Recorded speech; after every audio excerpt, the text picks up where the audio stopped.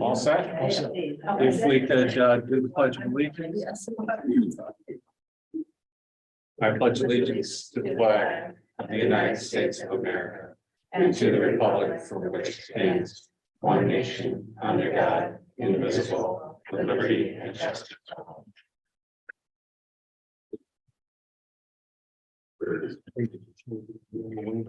You have the roll. Yes, everyone here except for Rick. Okay. The minutes of March 21st. Do I have a motion? So moved. Second. Are there any additions, corrections, comments? Hearing none, all those in favor signify by saying aye. Opposed, motion is carried. Could we have the treasurer's report? Certainly. Okay. The executive summary as of March 31, 2023. So like we just did our treasurer's report, but here we are again. Fiscal year to date, the town has received revenue of $49,861,510, or 103.1% of the total amount of $48,377,698 budgeted. When comparing our performance to last fiscal year, we are 2.2% ahead of this time last year. Now we will move to our authorized investment section.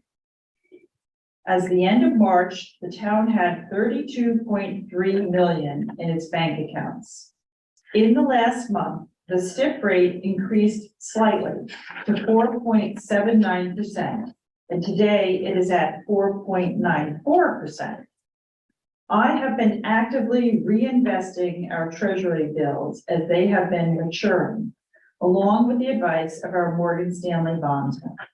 We currently have been buying T-bills out to maturities of November 23 through May of 24 with fixed rates between 4.77 to 5.21.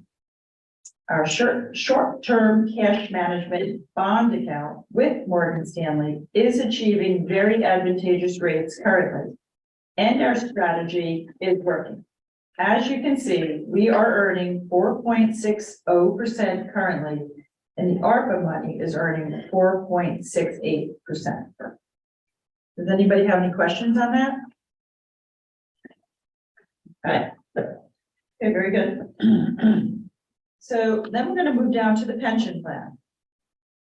As of the end of March, we received a report from Morgan Stanley, the town's investment manager, about the performance of the two pension plans, the town and the fire department.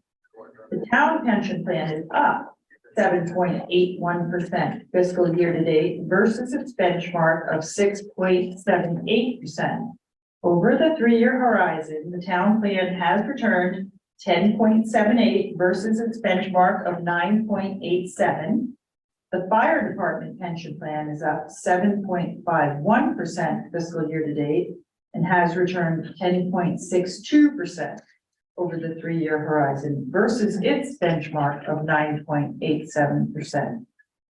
At the March pension meeting, the pension board, along with Morgan Stanley and our staff, the pension board did a goal planning analysis and reviewed all the asset allocations within the two portfolios and discussed strategies for implementation going forward for best growth for today's economy. So the pension board implemented an increase to investment grade bonds from 22% to 25%, and our total short-term bonds and investment grade bonds exposure from 30% to 35% for some more interest income into the portfolio at this time.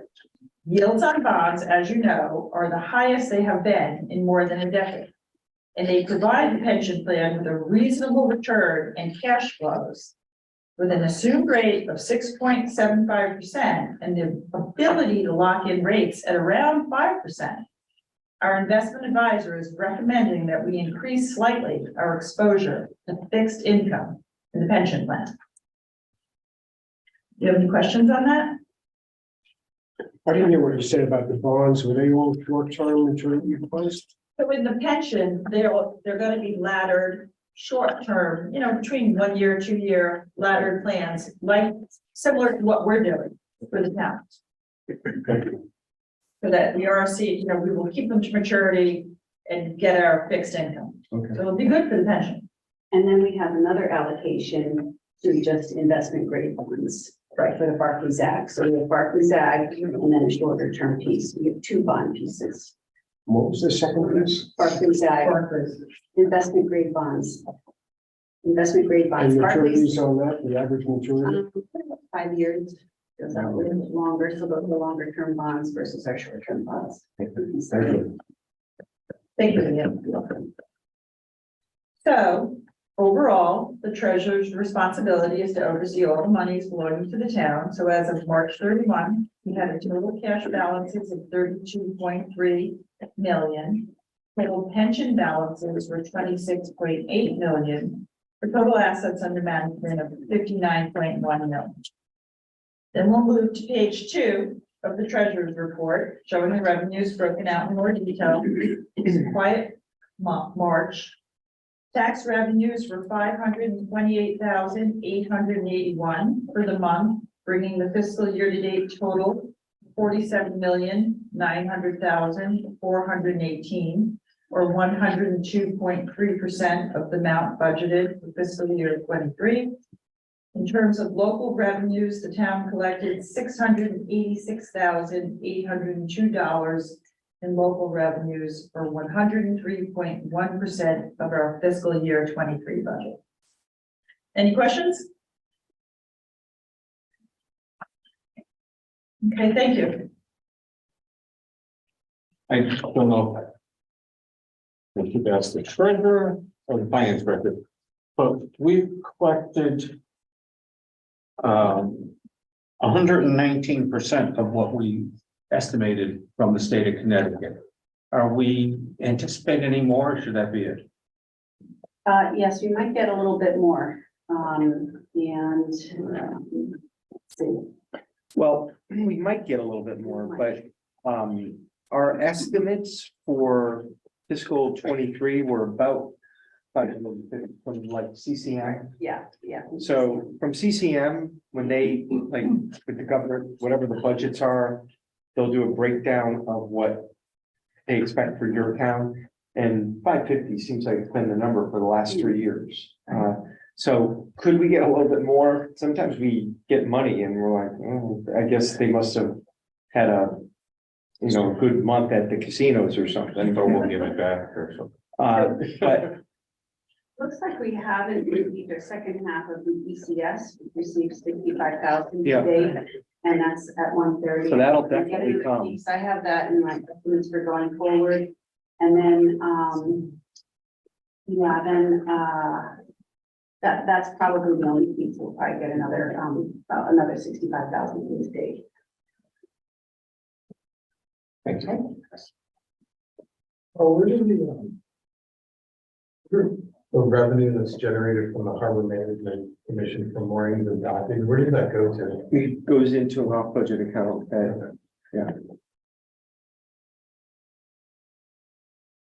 Are there any more questions for the That treasurer? is not a general revenue. We don't consider that a general revenue for the town. Well, they oversee it. There are state statutes related to the Harbor Management Commission, and they invest that money in their properties. Years ago, I'd have to refresh my recollection on the state statutes, but a lot of it is governed by that. Do you know? I don't know the state statute, but I know that they spend it on maintenance for the docks, electricity, placing of the moorings, infrastructure, Upgrades, yeah. all kinds of things. They have a budget that they present to us practically every year. I think they came before the Board of Finance last year and they go over it.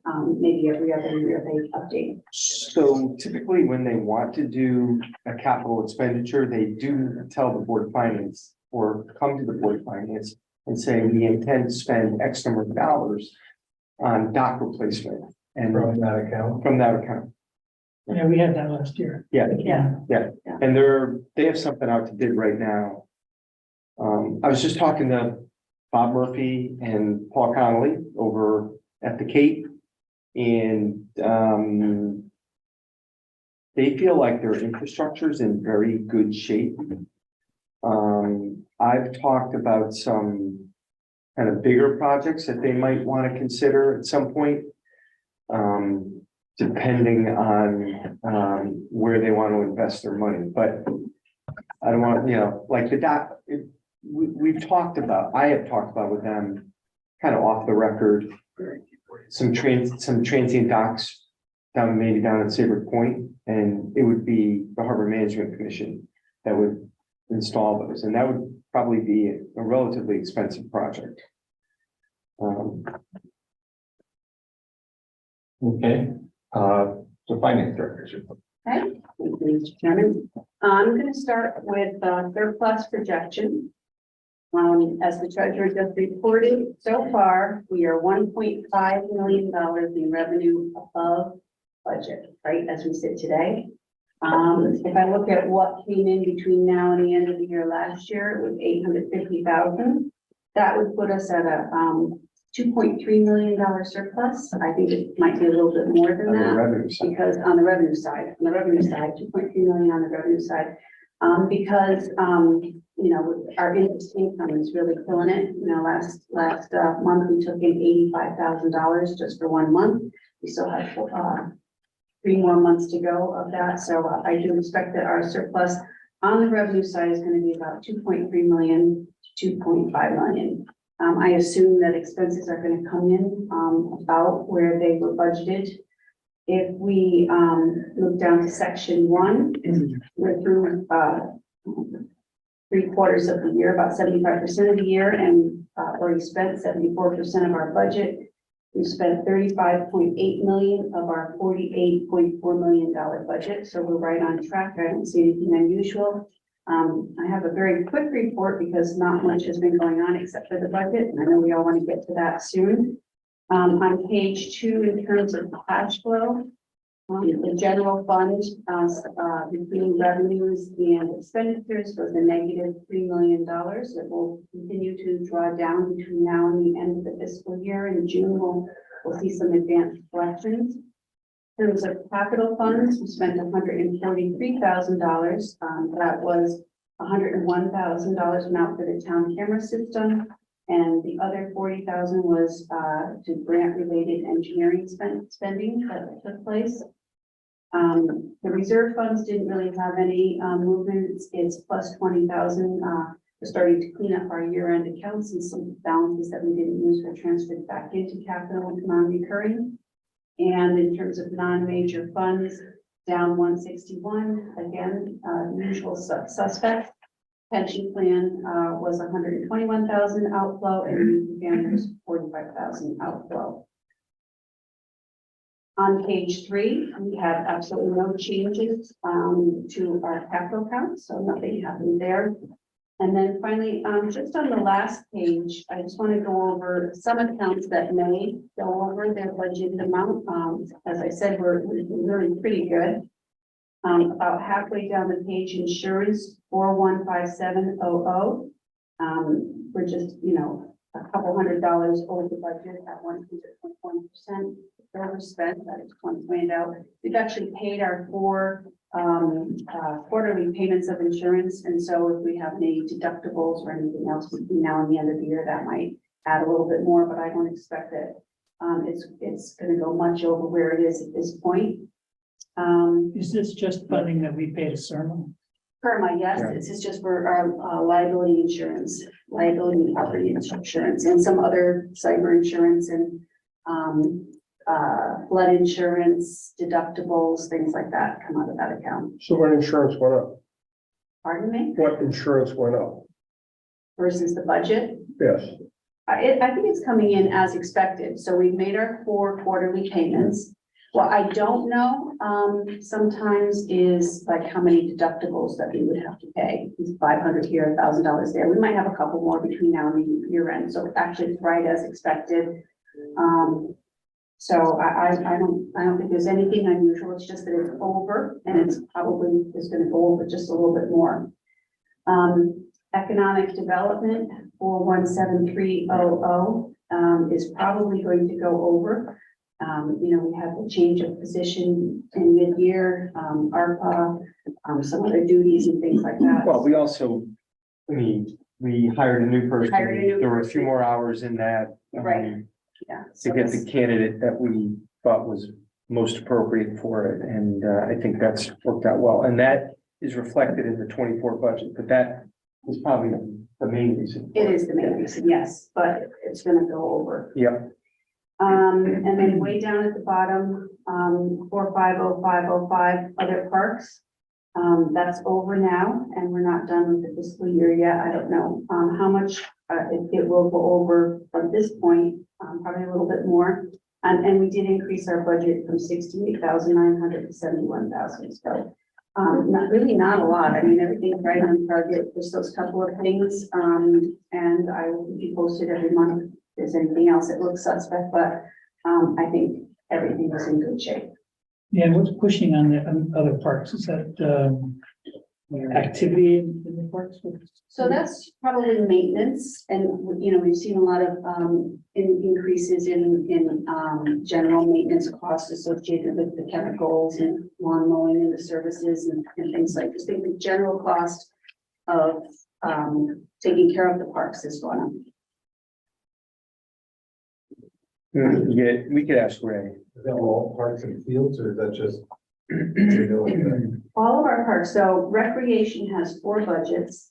2 of them have to do with, the recreation mini golf. Then there's 2 park budgets. We separate Icky Duffy out because we take income in, and that's kind of a little bit separate.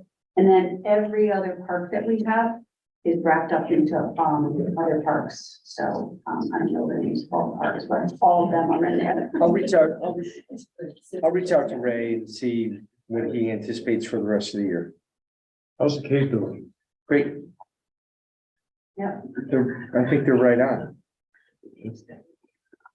Your attendance is back to normal? I'm sorry? Your attendance is back to normal? I have a report for you from the Cape. Okay. Can I?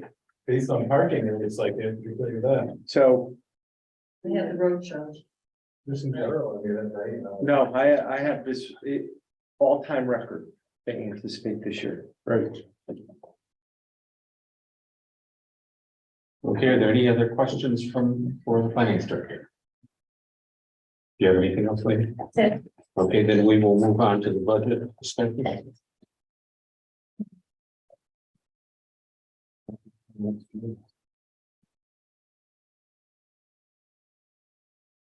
To get the discussion going, do you want a motion to approve the budget as presented by the first selectman? Yeah, I think that would be appropriate. I will make that motion. Oh, sorry. What could you just do? Ah, while you're out of the I was room, gone. The budget item. we approved it. Yeah. And we added 43 amendments. Did you catch them? Yeah, when I was in the other room. Bruce made a motion to approve the budget that was forwarded to us. Where? Did we have a second? Brad, second. Brad did, okay. Okay, it's up for discussion. I have a question. Uh, We previously discussed about $100,000 from the Board of Education being set aside. Where did we leave that? Yeah, I've had several communications with the superintendent, and I also reached out to neighboring towns, so the superintendent's position, and she's very involved with this at the state level, so there's, She's here. Hello, Jan, perhaps you can elaborate on that a little bit. on the 100,000 for the reading program. Yeah. Yes, I can do that. So the $100,000 that was placed in this operating budget for 23-24 was to pilot a new reading program K through 3. I'll do the Reader's Digest version. Basically, the state is telling us we have to choose one of 6 programs. None of them are a program that we're currently using. Our frustration is we meet with a lot of success with what we're currently using, but regardless, we've got to make a change to one of the programs. And that was supposed to go into effect July 1st of this summer. We were counting on getting 1 year more to implement fully and using this current year coming up to put our teachers through professional development, have them pilot a couple of programs to choose the best one for our students, since we're not familiar with any of these programs. But now there's legislation that it either did go through or may go through tomorrow that will put the full implementation off for a year, but that doesn't change the need for the $100,000 for the pilot in the coming year and for the professional development that we need to provide for our teachers, because obviously teaching reading K through 3 is the most important thing we do, one might argue. And so we don't want our teachers to start off in September of 24 with a brand new program with no time having worked with it and no training. So that's in a nutshell where we landed with that. I'm kind of disappointed. I was hoping that the state would decide to reform a committee and let us make a case for why we think our reading program with some tweaks can still meet their needs, but that's not going to be afforded to us. It's not in language. So Jan, at this point, there hasn't been any waivers as of yesterday and or changes in what we just discussed. So you're still looking to use the 100,000. Yeah, yes, exactly. We put a waiver request in before the piece of legislation went out to the education committee, and I don't think anyone's heard back from the waiver request yet. We're not very hopeful that we get the waiver. We were hoping more for the 1 year delay, but now it looks like the legislation is going to give everybody 1 year delay. And during that time, we're going to do it the old Saybrook way, which is we're going to take our time and let our teachers really learn about it so they're not teaching from brand new material in 24. Did you have to select a program prior We to have today? No, we didn't have to select it yet. It's a very short list that will be approved. And we will purchase pilot sets so that teachers can work with them. I think you went over, I think we saw like 6 choices. Is that correct? That's right. Yeah. So it was 5, it was 6. I think it's landed on 6 now. Yeah. Thank you. Just a quick, when will that final decision be made? Which one of the 6 you go ahead with? Which one we choose? Yes. Yeah, we will make that decision during the course of the next academic year based on teacher feedback when they try implementation of small sections of it. Okay, so they'll be being trained in implementing a sample from each one of the 6. Yeah, yeah. And we're kind of hoping we can get some deals, at least on professional development, but with only 6 being chosen for an entire state, that's not likely, but we will spend the time and the money doing that. Thank you. Can you collaborate with other towns when you're doing that, like Guilford and Madison, et cetera? On the professional development piece, we might be able to. We're really, Brad, at a disadvantage here because I don't know how much these vendors really need to play ball with us. They kind of know they've got a captive audience. But wherever we can find places to work with other towns, we will do that. Yeah, I would think if there's 3 towns, as an example, you'd each buy 2 and then flip-flop them around. Well, I don't know if they'll let us do that, but as I said, the PD, we most likely can do that. We can work together with other districts and maybe split the fee on professional development. So I know there were questions about this, and so I did a little bit of a first selectman sample poll, and I'm just wondering, Jan, if you've done the same with your fellow superintendents as to what they intend to budget? Because I've gotten back that a lot of the neighboring towns are not budgeting for anything right now, probably because they don't have to, right? So I said to Leanne earlier today, I said, well, it seems to me either we should have less of an increase in fiscal 25 in theory than we would in fiscal 25 if we didn't put this 100,000 in the budget, or we just say no schools, you can't have the 100,000. We'll just implement it on July 1, 2024, and you guys have to do your training then, and that may not be the best practice, is what you're saying. Absolutely. It's not our practice. Yeah, and I don't know what you're hearing from your fellow superintendents as to how they're budgeting. So some are using what's left of some who got more money are using ESSER money. Some of them got, 10 times more than we did. Some of them, I think, are crossing their fingers and hoping that this will go away. And as you know, Carl, I follow this really closely. I'm always following the legislation, and I don't believe this is going away. Might it get pared down in an out year? It might, but I don't think that we're going to see this whole emphasis on the science of reading, which is a national wave. It's not going away. So we have to face it at some point. And in Old Saybrook, our pathway to any kind of curricular program change is to pilot for a period of time. And with something as significant as a reading program, I would say the appropriate period of time is almost a full year. A follow-up. Is the cost in the training? Is it in the software? For instance, I know you're talking about training this year and it's $100,000. How is that designated, that money, for either software or for professional training? And then in 25, what is the cost?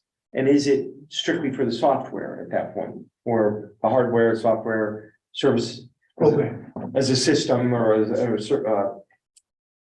the cloud or whatever? Right. So more of the training will be in the 23-24 academic year, much more of it. And if Pam or Julie is there, I think Julie's there. I don't know if Pam is. I think we put 30,000 in for training. Yes. Yep, 30 for training and 70 for the materials. Okay. Right.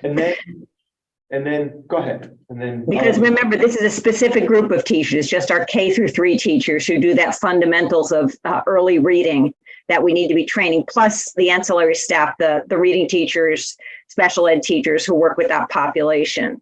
And then the purchase in the first year, we put in $70,000. That was, I'll be very honest with you, that is a good estimate. It's a ballpark estimate. Some will be more expensive and some will be less expensive. In the out years, I've seen figures as high as multiple millions. I don't think we will see that because we'll be able to keep at least one of our pilots. But I'm not sure what we'd be asking for there. That $100,000, I know it's sticking out to you because I was really straightforward and said, I'm not sure this is going to happen this year. Well, it is happening. It's just happening in a slightly different version. But I think most of the districts will tell you, and I'm sure your first selectman colleagues have told you this too, that we also got hit with everything that you were just talking about, the inflation, prices of inflation and staffing. And we paid a lot of money for staffing this year. I hope that trend doesn't continue, but that's been a concern as well. And so the $100,000 may be very obvious to you, but the number that you're seeing as our total increase, which is so unusual for us, is reflected across the state in school budgets.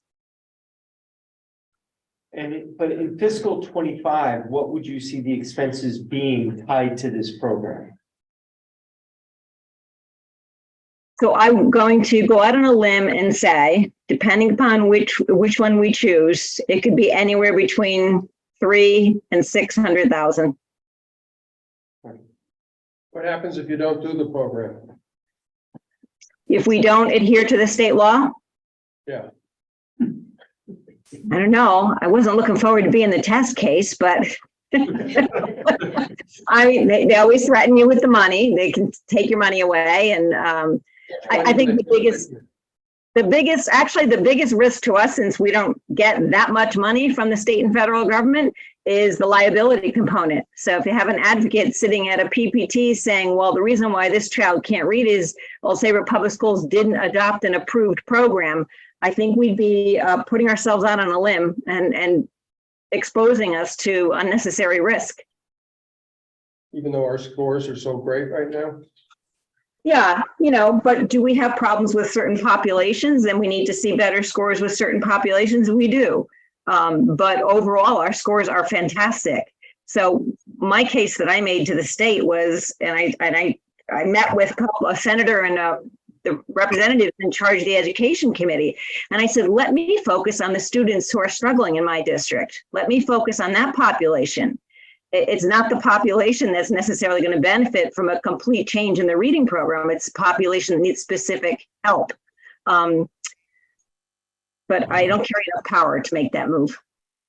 So Madison did that with the lunch program, I believe. Isn't that true? He did a while back, yes. I don't know if Craig is back in the lunch program, the superintendent is back in the lunch program now, but they did. They had very expensive lunches. So I'm again, trying to understand the costs in out years. So the 300,000 to 600,000 that is that a capital investment? So is that a one-time investment? Materials. Yeah. Yeah. So is it basically a one-time? Well, and then there's probably consumables, I'm assuming, Jan, right? Over the That's course. unfortunately, all these programs have workbooks. And so workbooks will be consumed every year. And Do I'm, we see this ending at the third, do we see this ending at the third grade, or do you think the legislature at some point will say junior high school and then high school because they can't read either? I don't, no one has talked about that. They're rightly targeting that age group because there's so much evidence that students who can't read by first grade and can't read independently by third grade really fall behind their peers. And it leads to a lot of problems in the upper grades. There's almost impossible to catch up, and there's statistics that sort of roll that out and say that leads to prison pipeline and lack of higher education and earned income potential that is much lower than their peers. So there's a real focus on the K-3 population. So who's pushing this, Jan? Is it the state reps and the Senate? I think it came from a number of different places. As I said, the science of reading is a national wave. Some of my colleagues would not want to hear me say this, but I see it as yet another battle in the reading wars. Everyone thinks that they can come up with the answer to how to teach reading. As somebody said to me recently, teaching reading is like rocket science. It is hard work, and you really have to understand how to do it. And there is no such thing as the perfect answer for each child. Unfortunately, the state doesn't agree with us. What do they know? Well, they even said to us, well, once you buy the programs, you'll probably have to supplement with other things. And I thought, well, that's what we're doing now. But, I think they think they're doing a good thing. And Brad, maybe they are doing a good thing for certain populations and for certain students. Well, Can I understand this correctly? The first year, we're gonna pay $100,000 for training and implementation, but then we think it's 300 to 600,000 annually, or no? No, they're not. No. That's for the implementation of the program. And I want to keep restating, that was a real ballpark that I came up with based on what I've seen for individual units. No, the first implementation could be that expensive. And then after that, I think you're going to see just the replacement of the workbooks on a yearly basis. Which we budget for now, some consumables, so it may take the place of some of those. There may be some offset there. Yeah, and the reason I was asking those questions is we may be able to not have that capital investment have to be in the budget. It could come from an off-budget account. If, next year, whether it's capital non-recurring or if there was a surplus, we could do something like that. And that way it doesn't get built into the mill rate. It's a one-time expense. And then we talk about how to fund it on a yearly basis. Right, we could add that with our air conditioning and we'd be all set. That would be perfect. The only thing I would add to this conversation is that I really think that there's talk about money coming in 24. Saybrook tends not to see much of that money. There's been talk. I haven't seen it. No one's rolled out what the grant would look like. And they stopped talking about it once this legislation came out of the education committee, because I think they think they'll be able to wait another year and then see how they want to structure any grant that would be associated with this. So there could be some money to offset implementation next year. So Carl, Yes. Oh. it's Rick. Question, because there's so many unknowns and because year after year, the Board of Ed comes back with well over $100,000 in surplus. Why don't we hold the money back and then see how it all shakes out? If at the end it comes back where we've got to cough up some money because of the program, at least we'll have a better idea what we're looking at and plan accordingly. Well, I mean, I can let the superintendent answer that, but it seems to me, Jan, that you are looking to start professional development in very soon after the new fiscal year begins. Yes. For the We've pilot. actually started having the conversations with the English language arts specialist and the teachers who would be teaching. We've already been having preliminary conversations about the resources that they want to order. And we would want to get them in now. Remember, I said that there's only 6 vendors that have been chosen, and all 6 of them are trying to produce materials for all of us who need them. So I would like to get in that queue sooner rather than later. Rick, I hear what you're saying. I don't think anyone in this room likes this any more than anybody else, that we're putting money aside for this. I would say that if it's left in the budget, we see how it plays out. And if, in fact, the program somehow doesn't go anywhere, that money gets encumbered and set aside and doesn't get spent. Something more along those lines.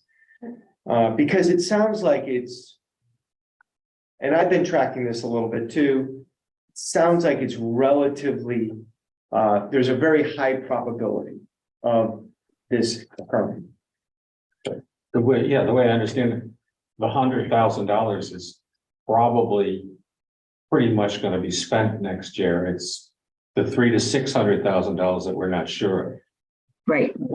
That's not this budget anyway. Yeah, that's what It's a ramp up. So Yeah, fortunately, we have another year to see how that turns out and to see if there is any money coming to us. Right, and there may be grant money.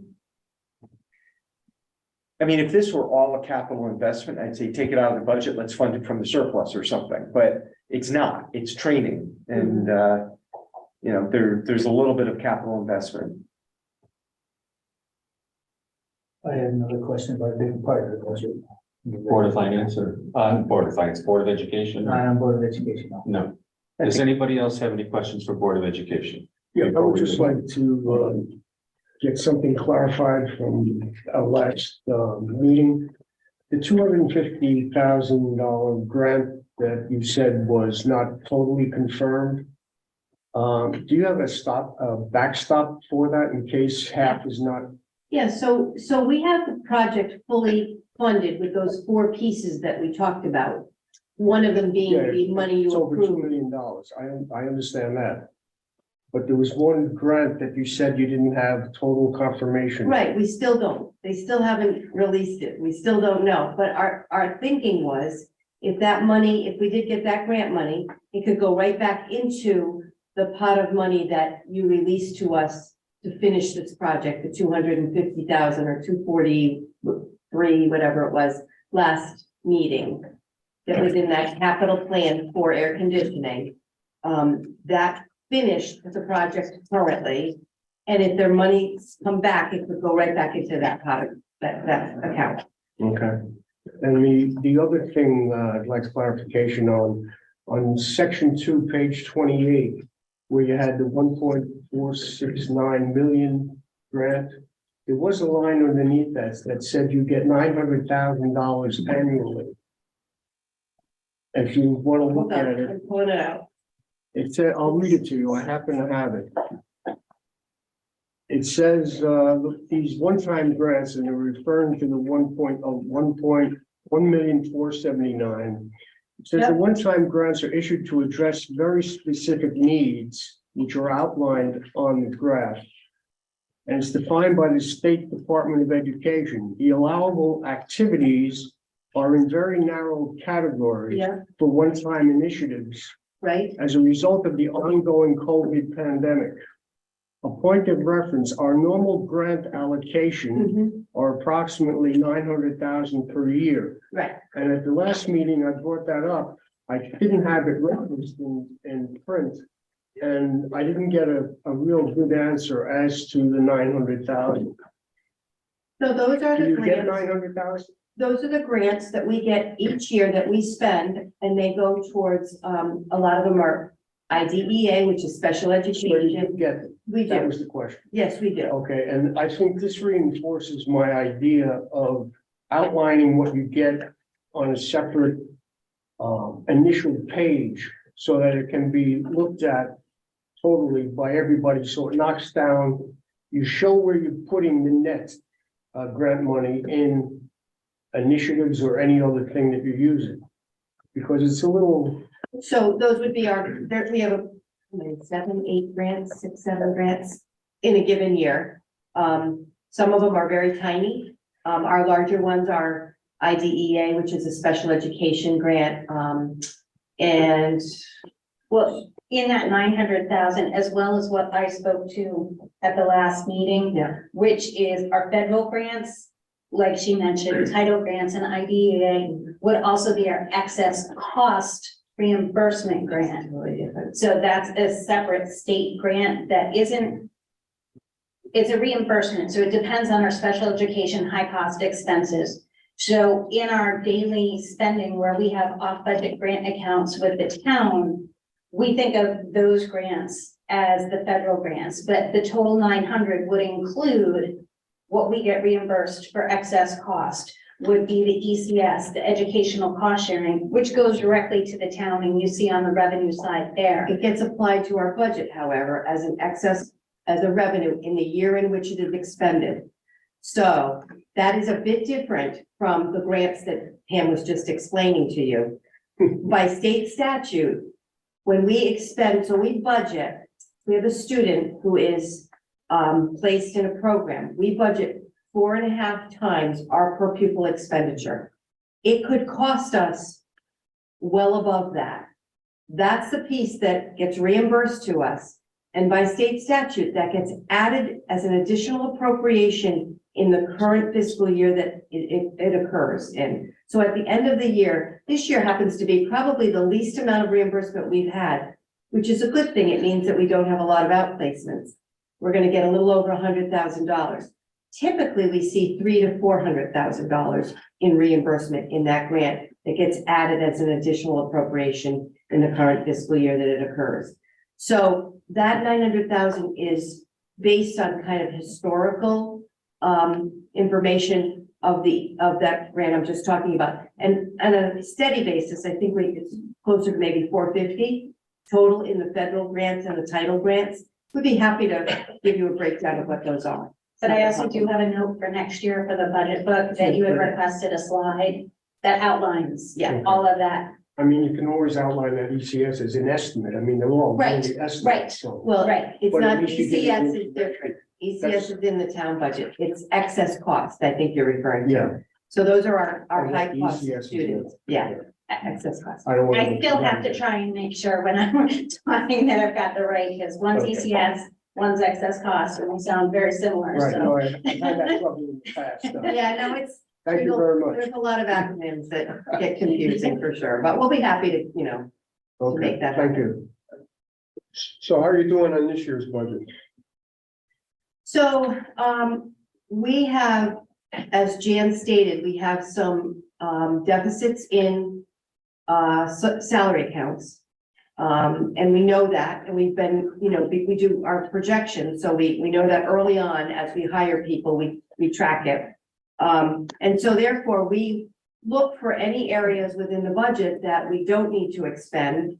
And so we've kind of been holding back some supply monies and, areas to cover those deficits.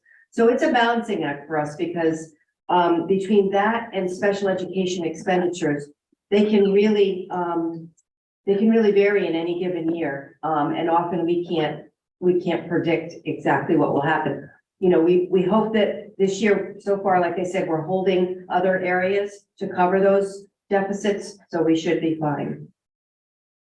I don't see us having a huge surplus. How much, extra percentage wise are the salaries running because of hard to hire, et cetera? Percentage wise, I think the net of all the salaries, about 150,000, when you look at all the salary accounts. We're over by about 150,000, which is 1%. So that would be the true figure by end of June, or will it be maybe 2.5% or something like that? No, it won't grow. It won't grow exponentially. It's small amounts now because we have such a short period of time between now and the end of the year. We do still have, somebody goes out on a maternity leave, somebody has to have a surgery unexpectedly, those kind of things could happen where we have to hire a long-term sub or a situation. We have a teacher that's leaving, the middle of this month that will be, looking to figure out what we need to do there. So those kinds of things do occur. But they won't be huge, Brad, because they're really May and June is what's left for those positions. Does anybody else have any questions for the board? I had one more. Okay. Julia, in reference to what's going on with the price of oil and everything, can we extend or go out, reach for the contracts for the paving in advance? And have we gotten any, prices on oil for next year yet? So, actually, Carl and I sent you an email a while back. We've been talking about whether or not we're gonna lock in. We're kind of watching it. So that's what we kind of And the do. Saudis decided to cut. Yeah. What's that? Then the Saudis Yeah. decided to cut production. I know. So, we use mostly natural gas Yeah, in so a lot of our buildings now. it is strange. I mean, other than the police department, we don't use a ton of oil. Right, It's really a lot of natural gas. And Yeah. we don't even our diesel bill isn't that. so it would just be our gas for buses, and for us, the increase in the price was offset for us this year because we only had 2 runs instead of 3 runs because middle school and high school are together. So we saved our fuel, that 1/3 kind of helped us with the cost of, the rising cost of the fuel itself. So, I think, we'll see what happens, but, right now we have not locked in. And, we have gone out to bid we didn't do any paving, we're doing sealing and, striping. We did get that bid in last week. Oh, good, okay. Yeah, we actually received 2 bids. So that's pretty much ready to go. So we're kind of cranking up for the bidding, things that we need to bid and getting those out there, early so that we can get those, because we have such a short window to get those projects done. We did lock in for electricity at about 11 cents. I Yeah. want to say. How are we doing with the future paving budget for the town? Have we done anything about the contracts with anybody yet? No. Strangely, road work is one of the things in the charter that says we have discretion on who we use. It shouldn't necessarily. And there are some local vendors who appreciate getting the work. But no, right now we're okay. I mean, we're at the end of the year, we have to go into Cornfield Point this year that's where we have to go and fix that. The projects that you have listed for this Mhm. fiscal year, what is the cafeteria security access at Goodland? There's just one door to add a swipe. Oh. Yeah, so it's roughly $2,400 that we put it, For that back door yes, that goes to the exterior? yes. What do you have for security on your doors? Other than, I don't know if you heard the Tennessee deal was, the guy who shut the door open. So Jan and I have been, we have swipes on most doors, otherwise they're locked. There's We're no looking- it's not bulletproof glass. No. That is, well, anyway. Yeah, I mean, that's, We looked at that, but we don't need to talk about it. That's right. Yeah, And that was an AR-15. Right. yeah, right. I have a question for Carl when we're through with board minutes. Okay. Does anybody else have anything for the Board of Education? Yeah. We'll move on. Paul, one quick question, Go ahead, Greg. just a question on how you're moving forward with the deadline for the green initiative for the buses going forward by what's it, 25, I believe? I didn't catch what he. Something about the green. The green initiative for the buses. So I know, Rick, as you know, we don't own the buses. The M&J's contract, they contract with us. And I know that they have had some talk about what their options are. They will obviously be the ones that have to make that choice and decision. And you know, certainly if they ask us for our input, we'll be happy to share, but that's really a decision that they have to make. Yeah, but the amount of money that it's going to cost us, it's going to be passed on to us anyway. So I think we need to be well aware of that going into it. It's going to be a large amount of money. There's the talk and the legislation that I've seen going back and forth, and I don't know if, I'm not really following that one closely. I don't know if that one's going to make it through this year. If it doesn't, it'll make it through next year. And there's always talk about the grant money that might go along with that as well. They would have to, because some of these bus companies, you know, they'll go under or they'll charge us so much we won't be able to afford to transport students. Well, that's what I'm getting at. I'm concerned. Maybe we need to look at the propane option instead of the lithium ion battery option. But you know, I think waiting is going to cost us that much more money. Yeah, I mean, you're right. There definitely will be a cost passed on to us. And I know they've been looking at all of the options. So, you know, we'll have to wait and see what comes along as far as. Current contract then, One more year. one more school year. I think there, on the electric buses, there's gonna be a reality check, both Yeah, in cost and in generation of the power. I mean, it's, yeah, and retrofitting them and Right, whatever. so I thought I saw 2029 or 30 for that. I thought it was 2030. Yeah, so it's a little, I think that's a little ways off, but We still got the trolley rails in some sections of the town.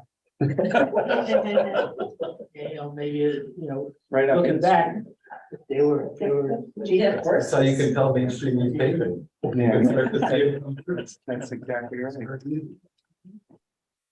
Okay, one final time. Is there any other questions from the Board of Education? Hearing none, we'll move on to the town portion of the budget. And a question for Carl. Go ahead. Carl, in reference to what's going on in the selectman's office about the fireman's pension and things that you had some meetings on.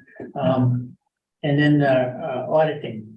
When we get our audit done, do they incorporate any part of the fire department in the audit? The Millman does an actuary, you're talking about, No, I mean, The the fire audit. department itself. Well, we have a budget of whatever that is, $500,000 or $600,000, and they certainly look at all of those funds. Anything, any monies that come into the town, whether it be on budget, off budget, is audited by our auditors. Now, what is not, and as Carl mentioned, the pension plan is audited as well. So, you know, or has an actuary that does the calculations for it. If the fire department has their own funds or account for the town does not audit those. So when the information about the firemen responding to fires and they get points and stuff, yeah, We look at that.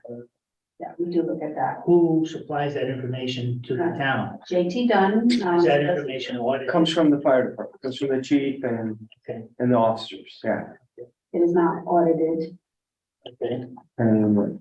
but it's reviewed every year by our actuaries. So, you know, they would see a large discrepancy if somebody had 10 points and then they had 5,000 points. And the last time that we did the program, where we put the decals on stuff that you participated in, that also included the fire department, correct? It did. Those are our assets, yeah. So we don't see the need to increase any money for the audit because the fire department's already included in the current audits that we That's have. correct, yes. That was my financial question about the plan moving forward here. I don't have any other questions.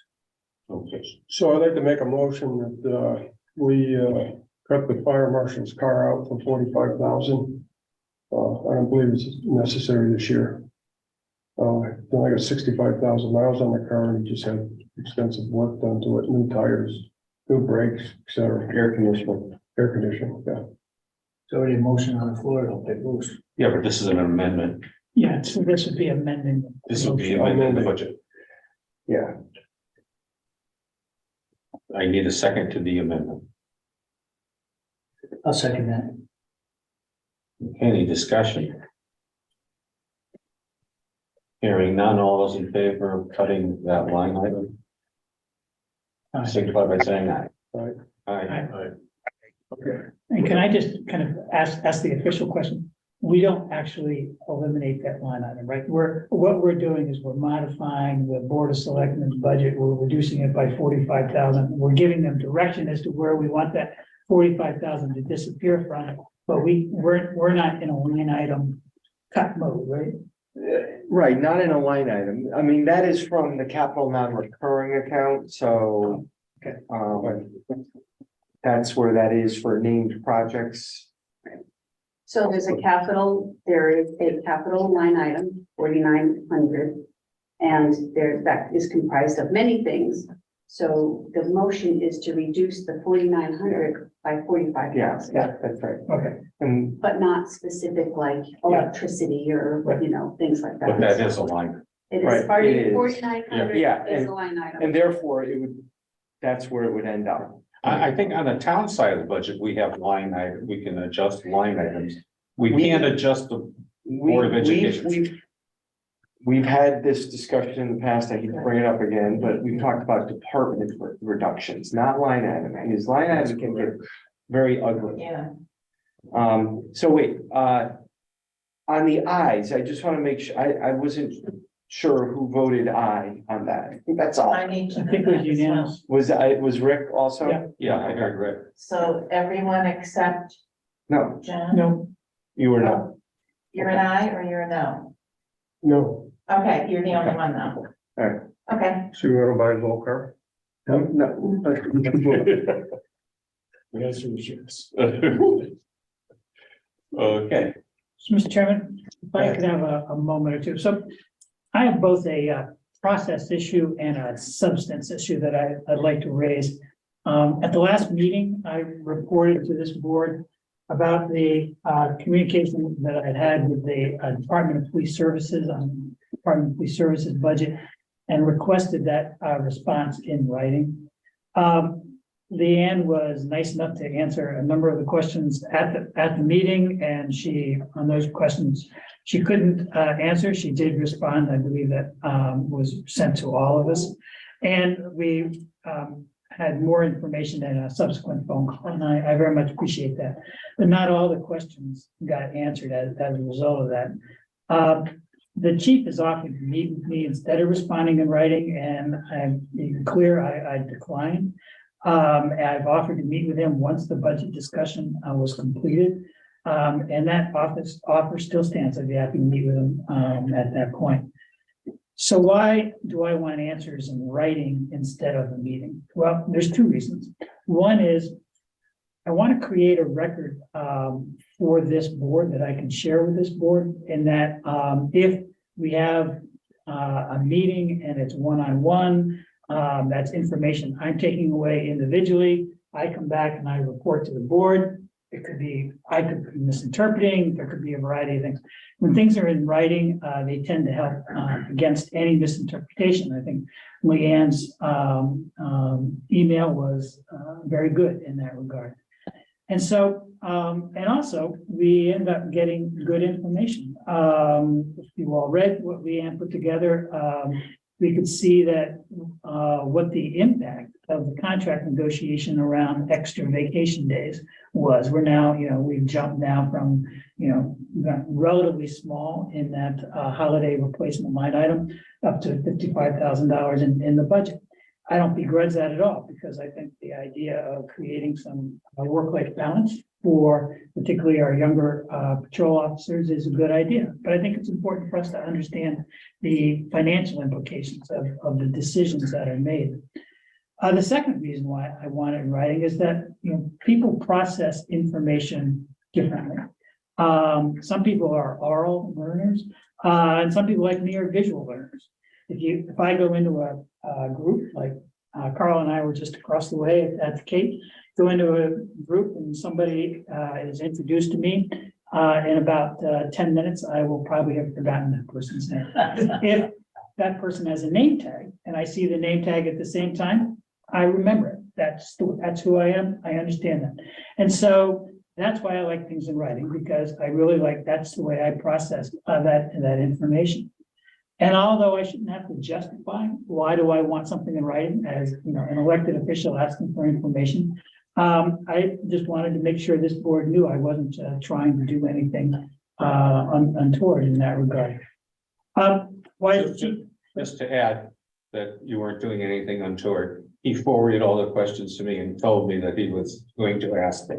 Yes, Yeah, and I don't disagree with your request. right. So I'm just putting it out there. So why does the chief not want to give me this information in writing? Well, I'm not a mind reader. However, the good news is that the chief reported to the police commission a week ago Monday that he had two reasons for this. One was he was afraid that by putting answers in writing, that there was some kind of gotcha game going on. And I think we all know that gotchas only happen if there's false or misleading information provided. And so I'm assuming that he's not providing false or misleading information, and therefore I don't think that there's a gotcha game going on. His second reason was his belief that because there was a unanimous vote by the police commission and the board of selectmen for the budget, that further scrutiny by a board of finance member was unwarranted. Isn't that our job? Isn't that what we're elected for? And so I'm sure that our friends at the Board of Ed and other department heads would love it if we just rubber stamp what we did. But that's not what we're elected to do. The chief's desires in that regard notwithstanding. That's the process question. The substance issue is that I believe that there is a double counting of hours between the salary, regular salary line and the extra personnel line in the field services and in the support services budget. If, as the chief says, what we have is we have 100% full complement budgeted in each of those lines, each of the regular salary line, then having those hours accounted for a separate time in the extra personnel line seems redundant to me. In conversation with Leanne, she raised the issue, which I think was a good issue, which was if we have officers in training at the academy, we're paying them off the regular salary line, and we still have a backfill because it's a vacant position. So something's going on. So I recognize that some portion of this is not redundant, but I think that I could also see if the extra personnel line was being used to reflect solely the overtime associated with backfill. But in the calculation in the chief's budget, that's not the way in which the calculation shows.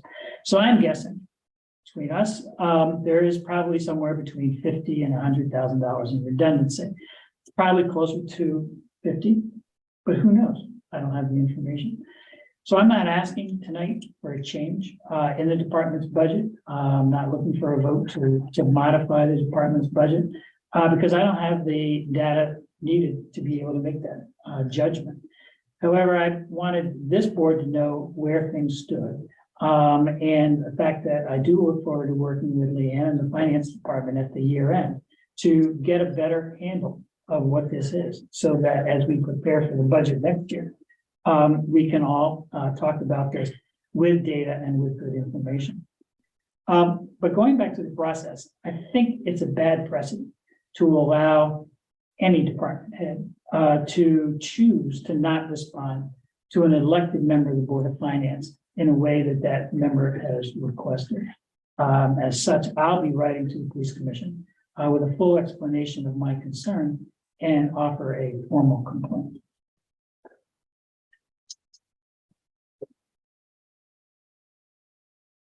The only thing I'd like to say to that is, I believe the police commission looked at his budget for about 20 minutes and approved it. So I feel as though that we don't have a lot of room. I mean, if they don't ask any questions and they're there supposedly with boots on the ground, how can we, you know, We have to dig into it. By asking questions. Yeah, I mean, we have to dig and dig and dig. So I saw the questions, I saw the back and forth, and, party politics, nothing, party politics aside, not that not that it matters. You guys are elected, Board of Finance. You have a right to ask questions, period, end of discussion, and that is, has always been my position. We've never shied away from any scrutiny, nor has the Board of Ed. I'll be honest with you, we may not agree on everything, but I support him in this. I think to simply not answer is not sufficient for a department head. But I'll just say that publicly. So we can let that rest, I suppose. At that point. Well, I don't agree with that. I don't think you should let it rest, because whether or not it's the police department or the Board of Ed or anybody, in order for us to do our job, we need the information from them. And we do our job as volunteers. In 99.9% of the cases, they're paid. Come on. I don't agree with him doing that at all. That's wrong.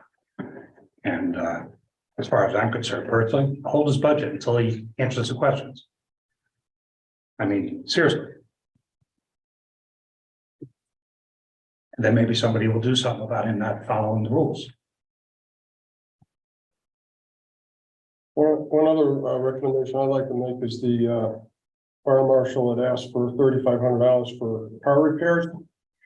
I'd like to see that cut down to $1,500. I feel as though that even if the car needs to be repaired, that it should be approved up front, and then we would have the funds available to do the work anyway. But I'm afraid that if there's $3,500 there, $3,500 will be spent. And the police department has 10 new vehicles, 7 used vehicles, and their budget is for repairs $15,000. Now, the 10 cars are, I can assume, are warranted, but he still has 7 cars that is $15,000. So I think that we should consider cutting that back to $1,500 from the $3,500. This is now, we just made a decision to not provide a new car. Now what you want to do is you want to say, and given your old car, we don't want to give you. No, I'm not saying that. What I'm saying is there's a line item for $1,500, which that's what I'm proposing. However, if he came in or we found out that it needed a new engine, it was $4,000, it's going to come out of the fund somewhere. We're not going to not put the engine in the car, but it's just that all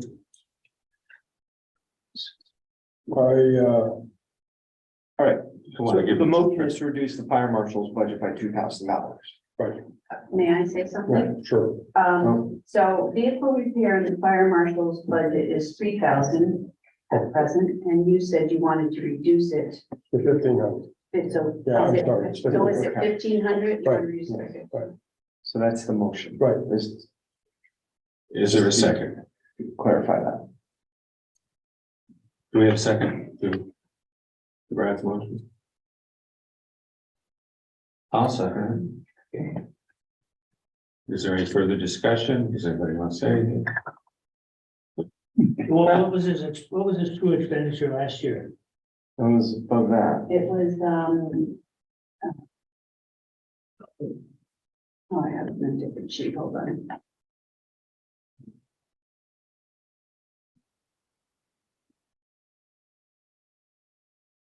was above that.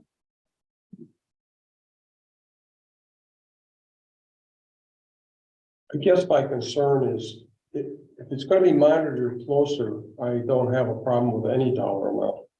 What I'm concerned about is, I feel as though there's been some abuse with the stuff that's been going on with that vehicle. And, yeah, I want to curtail that somehow. The budget was 1,000, the amount was 2,950. The year before, the budget was 1,000, the actual was 3,643. Can you say those numbers again, please?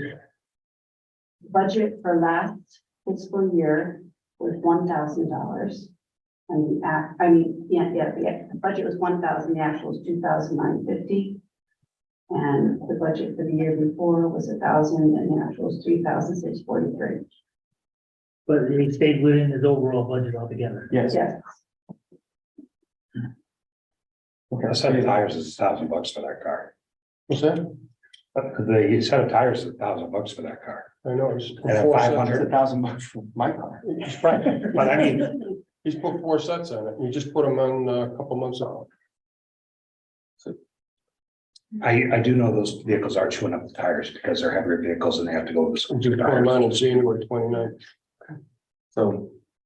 Been moved and seconded. Yeah, I know, I just- It's by discussion. By 1,500. So the car has 65,000 miles on Right. He just put new tires on it. it. And over the past 2 years, we've spent another 6,000 in maintenance. Yeah. Unless there's something special, that doesn't sound reasonable to a car. So it's got 65,000 miles now. Had 45,000, had 25,000, and those from 25,000 to 60,000, we put $6,000 in. Are we doing this because if he has an expenditure that's more than $1,500, you want him to come here and No, explain? not what it was. Leanne would be able to, I mean, if he comes in and he says, look, I need a new radiator, and it's $500, and he's already spent 1,500, he's gonna approve it, and it's gonna come out of another fund. It's not like we're not gonna fix the car. We do that all the time now. Why would you- It's So just why that, do what we're Why? doing, right? You know, with- Why give him anything? I don't understand why. well, because with a car, in checking with professionals, it should be about $1,500 a year for maintenance. Considering it, he's just done new tires, a whole new air conditioning system, that was $4,200. The tires were $1,300, et cetera. And I just feel as though that if there's gonna be a large expense, it should be approved before it's done, not after it's done. You know, when somebody walks in and puts a bill in the bank, it's $4,000, you can't do anything about it. Why don't you leave the 35 or 3,000 in the budget and make an ordinance or whatever you want to call it, that any expenditure of $200 or more. We'll do that. I mean, I'm happy to. I agree to that. Okay. I just like to see tighter There's control. no motion to be made. Oh, okay. Well, there's no motion to be made. Okay. Well, I withdraw my motion. I'll, As long as there's controls, I don't care. I can send an internal memo saying that there's been concern. Yeah. And, any repairs, we'd like to Run take a look through at it. estimates, things like that, okay? That's cool. Yeah. Do we know? We're not doing that ordinance. I think. I will blame. Agree to Tommy, just for you, John. That was a good idea. I knew we'd get Right. to. And Rick, Yes, when we buy a new police vehicle, do we get free oil changes and things on those? I don't think those, I don't believe they come with the oil, free oil changes. I'm not sure. I know on regular passenger cars, those programs go together with a new car. But I Sometimes. wasn't sure if in fact. Yeah. I think you have to buy a Mercedes for that. They do have a sign out front of the Chevy, that it's $9.95 for an oil change this month. Put them all in. All right, no, I don't believe so. I don't believe the oil changes are included in those funds. Question, Carl, did we ever get the numbers back on what the fire department brought in for their? Yeah. bike calls? It's about, I talked to Joe about it, okay, and it's about $5,000 each year. And I said, What? Okay. Yeah, and I said, what are you doing with it? And he said, it's going right back into training. I said that if you could just kind of show me how you're spending that. It was inquired of at the meeting. He said, no problem. That's Can I- fine. can I- Okay. I didn't follow with the question. The fire department now gets $500 every time they go up on the turnpike to protect the turnpike. Years ago, it was a lot less, and I took it away from them. It's an attaboy for coming up on to help them with the equipment and stuff. Yeah. And they've been up. They go up a lot. Yeah. That's from the state. Yeah. Yeah. How often is that? Do you know what the reimbursement cycle is on there? Oh, I don't know what the cycle is, but I know, I can tell you that it'll be a significant amount based upon the times they're up there. Yeah. And that's fine if that's what they're doing. That's great. Yeah. Okay. Does anybody else have any questions on the town budget? If there are no other questions, we have a motion. I'd like to make a motion that we pass the school budget as it stands. So do we need to vote? Oh, Yeah, I so, think we need to yeah, vote on so that. we need to vote individually. Right, So I know there was a motion. right, which was. No. Right, motion, but we didn't vote on it. Okay, So I think we need to vote on the town and then we'll go to the school. Yeah, that might be the better way. I guess. Yeah, the motion for the town side of the budget is to approve the annual budget for the town of Old Saybrook general government for the fiscal year July 1, 2023 through June 30th, 2024, as recommended by the Board of Finance and amended in the amount of Man, 21,000. Yeah, hold on. the amount's gonna stay the Yeah. same because the change that you made Right. is in the capital non-recurring account and it all kind of. Which we flat funded 300,000 a year, so The amount's gonna stay the same, 21,447,000. the amount will stay the same, but that will not be a named project. Oh, I can see that. So there'll be more money available in the capital non-recurring account that will just go into that account. Okay, so I will pick up where I left off.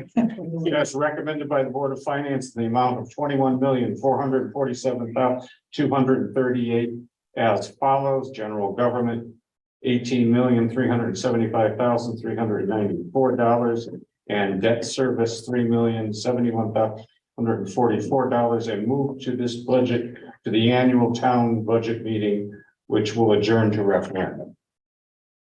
Do I have a second? second. All those in favor signify by saying aye. Wait a minute, you're doing them both together? No, No. No. It's- yeah, It sounded like it was together. so. There's a whole nother one. so that was just the town. Right, that was the time. All those in favor? Bye. Aye. Aye. Opposed? Okay, Take one nay. now the Board of Education. Wait a minute. One nay. Okay. You wanna, Yep, no, I'm just talking, Rick. Did you want to? Yeah, I just think that he's got to cooperate with us, whether he likes to or not. Oh, okay. I think we should have held his budget until you got all the information that we needed to make your decision. I have nothing against the chief, but I mean, come on, guys. I mean, we're supposed to be operating, as a team. motion to approve the annual budget of the Town of Old Saybrook Board of Education for the fiscal year July 1st, 2023 through June 30th, 2024, as recommended by the Board of Finance in the amount of $28,829,506. And to move this budget to the annual town budget meeting, which will adjourn to referendum. Second, Okay, is there any discussion of that motion? and we didn't make any changes in our discussion, right? We had a good discussion, but we didn't make. We didn't make any changes to the Board of Education. Okay, just want to make sure. Okay, all those in favor signify by saying aye. Aye. Opposed? Motion carries. Thank you. All right. Can I jump in here? We're ready. You're Anytime. ready. You always are. Absolutely. Okay, Selectmen's Just a report. couple things. You probably see some work being done in the hallway here. We're gonna join the tax collector and the tax assessor's office. Yeah, they work so closely together. And the whole idea is with all these new employees that we have, we're really trying not to have silos in any offices. We want everybody communicating more. And those two offices in particular, Dan is supervising that. You're in good hands. As you probably also may have seen over the last few days, I've had Freddie Castro doing kind of a spring clean of Main Street. And there as he's done, they look so much different, and I know the merchants appreciate it, and I think it's Freddie's first job of the year, so he called me, he said, I'm back, and I said, go out and do it, and that's part of our Main Street Maintenance Fund. Fiscal, so let's turn to the Kate, the question was asked, I just have some statistics, happy to send this to you. They anticipate fiscal 23, they'll sell 50,000 tickets. Fiscal 22 was 44,000. Fiscal 20 was projected to be 48,000, then COVID hit. 50,000 tickets basically equals 176 sold out events at 284 tickets. Yeah, so pre-pandemic in terms of membership, pre-pandemic, they hovered between 800 and 1,000. They currently have 1,400 members. They do a lot of camps and education. Kate's Camp for Kids, which is age 5 to 10, celebrated 10 years in the summer of 2022. It has grown from 4 weeks to 5 weeks to now 6 weeks per summer. Camps ran every year, even throughout the pandemic. Camps typically sell out by the week it runs. So the week's 5 camp sells out just before week 5. In 2022, it sold out approximately 3 weeks after going on sale. In 2023, camps went on sale March 1 and sold out in 4 hours. Wow. By the following day, they had a list of 95 children on the wait list. So they've done some things to try to get a few more kids in there. It's just, it is a hugely successful venue, obviously. The museum. Museums opened up to a lot of new opportunities. They're averaging about 200 to 500 patrons a month for the museum only, with summer and fall up to 1,000 a month.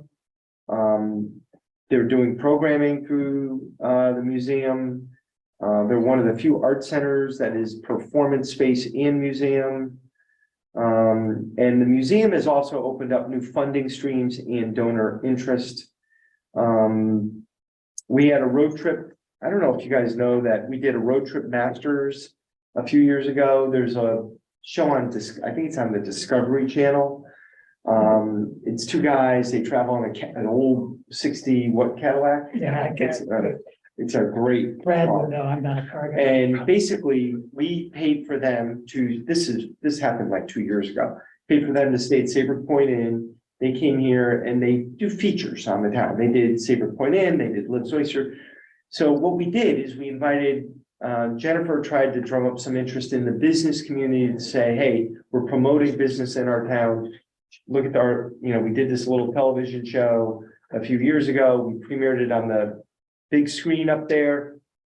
And through ARPA funds, we're doing a lot of advertising for the town. So we were just trying to encourage businesses to reach out to us if they have suggestions. Obviously, we want to help them in good times and bad. So that was the message tonight. Carl, will we put that was shown tonight on our website? I can put it on, we can put it, not tonight, we won't. No. Yeah, I don't say it was shown tonight, but Yeah. I think it would be great. it's been out there for a couple, Has it? it's been out there. Oh, Is it on YouTube? It's probably on YouTube, but could go on the website also. I thought he said it was premiered. Premier at the date maybe. Yeah. But it's been out, it was on TV. Could I have black tie? We own that? Good question, Tom. Do we own it? We own it. We have every right to air it wherever we want. Yes. Let me just make a note of that website. All right. Anyway, he gave me 2 sheets on it, so I just thought I'd share some of that. It's an amazing, we're very fortunate to have it. look, the town has invested a ton of money in the Cape over the last 10 years. There's been roof issues, gutter issues, front pillar issues, concrete issues, Like, lights, red and light. front lights. Heat and air multiple color conditioning. lights. What? Heat and air conditioning. Heat and air conditioning, you turn on the heat in this room, air conditioning went on in the balcony. I mean, it was like all. We won't go into what happened in the construction and the financing there. That's a different story, but the Cape is where it should be right now. By the way, they're working on a strategic plan with the Board of Trustees to see where the Cape is going to be 10 years from now, 20 years from now. They don't want to just stay and do what they're doing. All right. Have they ever tried to do some kind of study to see what spin-off, if we've got, 284 for 186 nights, what's the spin-off in restaurants and stuff like that happens? Well, I mean, the way the restaurants know when it's a busy Cape night, they anecdotally, they say it. What Brett does know is that 80% of our patrons come from out of town. 20% are old Saybrook.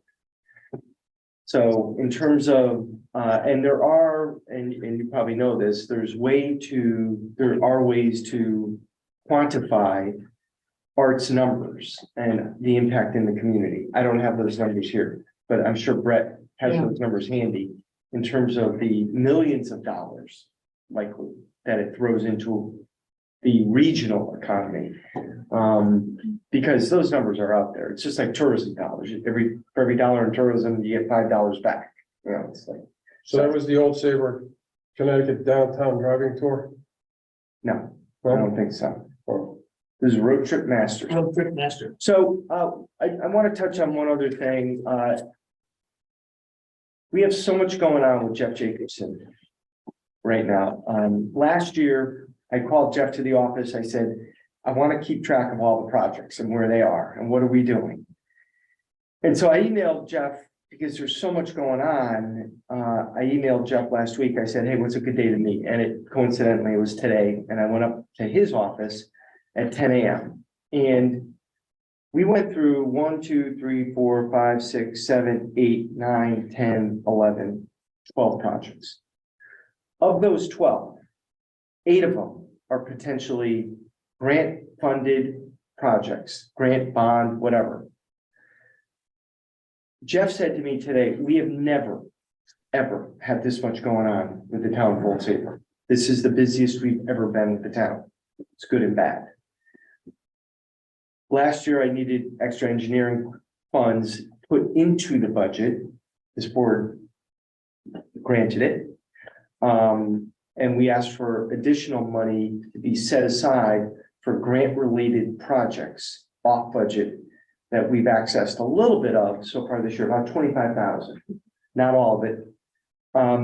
But I just want to give you an idea. So Chalker's Mill Pond Dam on Ingham Hill Road is in poor condition. The state has identified it as a dam that basically, it's not going to capsize tomorrow, but it's a dam that needs to be repaired. It's $53,000 to go for the engineering.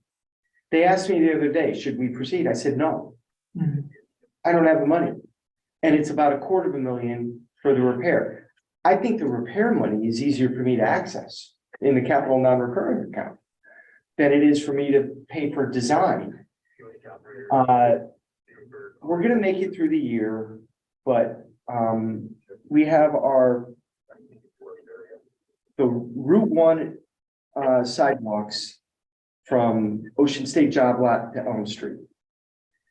We have a LOTSIP grant which is Local Transportation Capital Improvement Program, which is different from the Local Capital Improvement Program. The LOTSIP is sidewalks on Stage Road, all from North Main Street, Stage Road to Route 1, and then back down Route 1 towards the shopping center, and sidewalks in front of the shopping center connecting to Elm.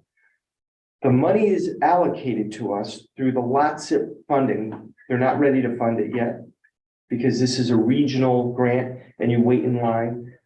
But that is out there probably for 24 to get that project built. Chalkers Mill Pond Dam, then we have two bridges that need repair. One of them is happening in Tropical Storm Ida, Beaver Dam Trail. That's a bridge. That's a culvert that needs fixing. I don't even know what I've spent on the engineering so far. We're not even close to being out to bid. We did apply for the local bridge program through the state. They have $10 million for like 60 projects. It's a first come, first serve. That won't get funded this year. It goes into the pot. When your turn comes up, your turn comes up. If they don't put more money in that, it could be 3 more years for Beaver Dam Trail to get fixed. There's a Band-Aid on it right now. Then we have the $1.2 million in sidewalks from the Dairy Queen to the Westbrook Town line. Then I have the park right across the street where we got the $500,000, which we're gonna connect to through the sidewalk from Main Street to connect to Lynn Street. Then we have the ARPA money that was allocated for the crosswalks. We talked extensively about that today.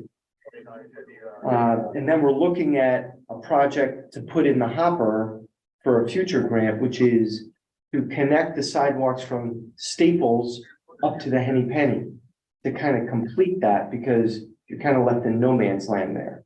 So Jeff is going to design a concept for that for DOT to consider. So there's a lot of stuff out there. So I'm just kind of prepping it because I am definitely, we have surplus funds. This is not money that needs to go into the budget. Could we increase the engineering budget by 20 grand? Yes. This is an unusual time we live in right now. And even Jeff said that today. He said, it's happening everywhere. Everybody has ARPA money and now earmarks. Earmarks are out there, both at the federal level and the state level. I don't know how much longer all this is going to last, but I'd hate to say our engineering budget should go from 80,000 to 300,000. And then 3 years from now, we don't need that 300,000. I'd hate to put that in the mill rate. Should the budget go up? Yes. Maybe it should have gone up this year. Not too late. But maybe next year we put a little extra money in it. But we are going to have significant surplus this year. And I've already said to Leanne a few things that I think we should be considering. But I really think we should put some money aside for just engineering, because we have these projects. And I think we can make our way around a lot of them and not introduce it into the budget, into the mill rate, while incrementally increasing the engineering budget to maybe right size it. But the ARPA money is going to go away.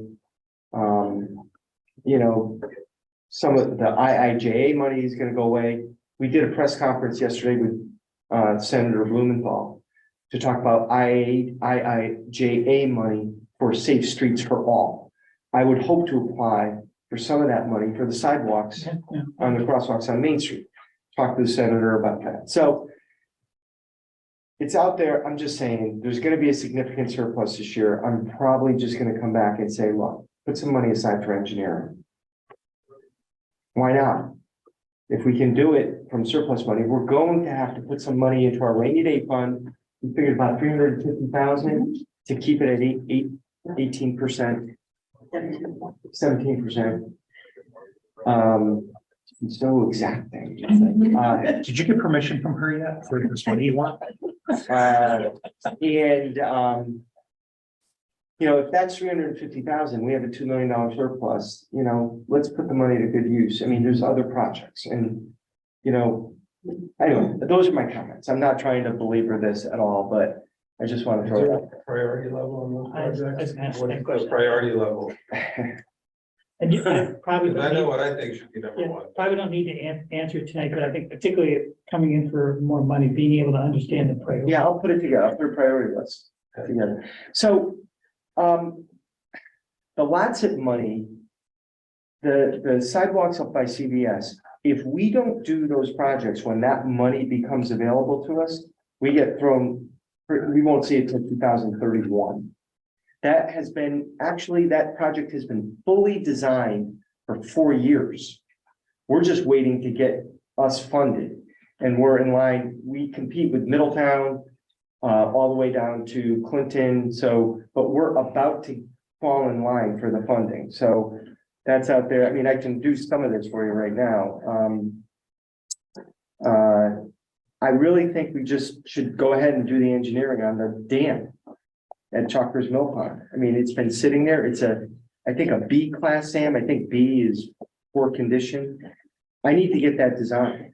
Can we get the state to supply an engineer on that? No, not soft costs. Rarely will they pay for any sort of soft costs. They're actually pretty hard. What? They're pretty hard. And then obviously we're gonna have a lot of construction administration when we do the sidewalks from the Dairy Queen to the Westbrook Town Line. I mean, the Main Street crosswalks, I'm guessing that was gonna be your priority or not? Of course. Yeah, I don't disagree with you. I'm gonna tell you something, it's amazing to me, since the Cape is so busy, you put that parking lot in, someone's gonna get killed on Main Street. People do not walk You know what? up to the next So crosswalk. even if I They said, park there and cross, and it's dark, and it's very simple. When we have our Arts and Crafts Festival, the police put a fake crosswalk up in a light. yeah, So I wish it was that simple. It's just not. Even if I said to Jeff, drop everything, go to DOT, submit this design, probably 2024 at the earliest that we could get that built. Could you have a power company put a light out there that would light that area up better? I mean, in the old days, I don't know about now, they used to put a light up and they would meter it to you. We put one over there in front of the funeral home just to light the cop up. yeah. Yeah. We did that years ago and It's it's still been there there. ever since and we still pay. So anyway, I'll put together a priority. I think it's gonna be 1A, one. Anyway, I will. Carl, if you're looking for a wish list for down the road, can we think about maybe getting some land on Main Street for additional parking since we're getting, all these people at the Cape and all these different things that go on the green and we can't even park to get into our own meetings. When a house maybe close by goes up on the market, we start collecting land to be able to expand a little bit. Well, people, Or cut into the, unless you're talking about land on Main Street, I think we know how people in the suburbs are about parking. If they drive by the Cape 20 feet, they're gonna be like, damn, I'm not anywhere near the Cape. If you live in New York City, you'll walk a half a mile. Right. But, I mean, I hear what you're saying, but, Nori has said to me, we need more parking. I don't know where I'm gonna get parking, but. Yeah, and then you get a 900 square foot house that, is gonna sell for $700,000. Well, what's the plan with all the land behind where the pickleball courts are? Is there a way to extend parking back there? Why not? First of all, that's what we got the grant for. We're not parking back there. I don't wanna You got have a the grant parking for lot what? back there. That's, What do we get the grant for? What are we gonna do there, though? we are going to put, a sidewalk from Main Street to Lynn Street. Right now, the plan is for some pickleball, some bocce courts, some horseshoe courts. And right now, the rest of it is open space. But I think personally, there's no great way to get back there.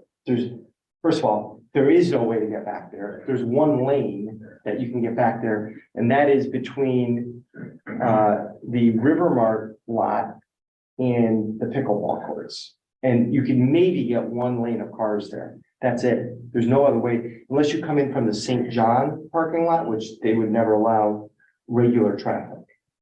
But there's no way to get cars back there. so when's the last time you had a discussion with the phone company? Well, I'll tell you when it was. It was about 5 years ago when I got an easement from them, so we could have a pedestrian access along the pickleball courts to get into that back area. Because they don't use it as much as they used to use it. That's how, they might be able to make some money on it if it was purchased by the town. Just trying to think outside the box. Yeah, no, I'm not saying, I mean, It wouldn't affect any residential. what? It wouldn't really affect any residential if you were to convert some of that in the back Listen. parking lot. You could run it up the flagpole in Frontier. I think there's no way that they are dead set on staying there. And they're not going anywhere, and they're not gonna allow regular traffic going back and forth with their trucks, Well, no, I'm talking about obtaining the whole piece of property. the building.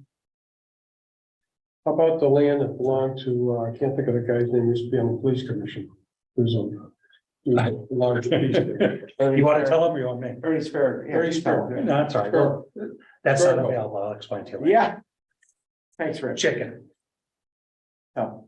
There's not, I mean, it's a tough spot. It's a tough call for parking down. You did that on It purpose. is. Yeah. Anyway, Moving right along. yeah, we'll talk about it. All set? Yeah. Okay, liaison reports. Nothing to report. Nothing to report. God. Oh, how are we doing with the, swap table? We're gonna get that going. next April month? 20th. Grand opening. Grand opening. Is there gonna be a ceremony? No, April 20th, I'm hopeful that inland wetlands will give, they'll approve it. It doesn't mean we'll have built the structure, but I think we'll be able to use the area for leave and take it. And I'll be able to unload items out of my garage. Yeah. We're all waiting. But then we'll get the structure up. The structure will protect items from elements, which is good, so they won't have to be tossed at the end of the day. Right. Yeah, some of the books I picked up were a little moldy there. Won't happen anymore. Read them outside. Good. All right, comments from any board members? I had a comment. Go ahead, Bruce. I just wanted to applaud, Carl and Leanne and our friends from the Board of Ed have left, but, you know, budgeting is a difficult, thing to do in, predictable times, and these are not predictable times. And I think you guys put together a good, sound budget for the town, and, just wanted to recognize that and say it's appreciated. Appreciate that. Thank you. Thank The, you. Thank you very much. Yeah, you were there, you are. Just made it. Showed up for that. Sure, yeah, I'll take the compliment. Made a deal with a power company, some power company, for power 11 cents or something, did you say?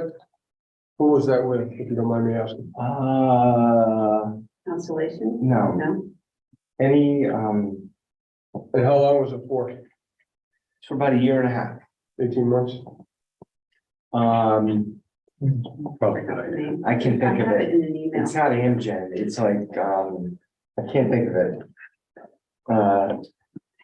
It's one of those suppliers, right? Yeah. No, because I did it with Constellation 13. It was not Back Constellation. in November. When the other one was going up to 24. But I just was curious. I mean, there are some cheaper rates, but they're less term. Have you been approached by Eversource about a battery station by any chance? There's rumor mills about that. Yeah, we're here up and down the shoreline, is the concern. Particularly. I have not been approached, but I'm hearing about that. I'm curious if they'll try to slide it into one of their, the one on Elm Street or one of these other ones, but we should talk about that, just so you know. It's a battery, it's basically a battery power station, right? It's nothing but trouble. Yes, it's all lithium ion, Large lithium, yeah. very, very large. Okay. And they need to be way up high. Need to be what? High, Oh, you know, like water and the batteries don't get along. Thought for a shooting practice.